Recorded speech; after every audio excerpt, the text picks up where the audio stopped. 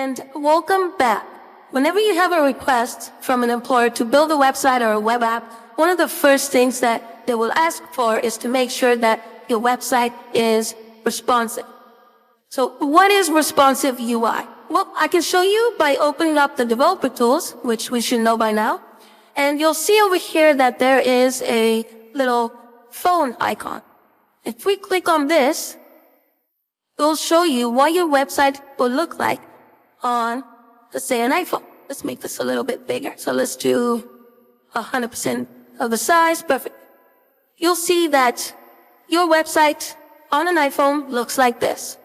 And if we do an iPad, well, it looks like this. And if it rotates, it looks good. So responsive means that your website, no matter what, whether it's on the big screen or something like an iPad, it is responsive. That means there's no cutoffs. Everything looks good, no matter what size the screen is. So if we go back to our website and close the developer tabs, I can actually play around with this, open and close, and see that it's responsive. The website looks good, no matter what the size, and users can enjoy the experience and not be turned off because whether they're accessing it through their iPad at home, on their couch, it still looks good. So keep that in mind. Responsive UI should be a priority when building websites. I'll see you in the next one. Bye-bye.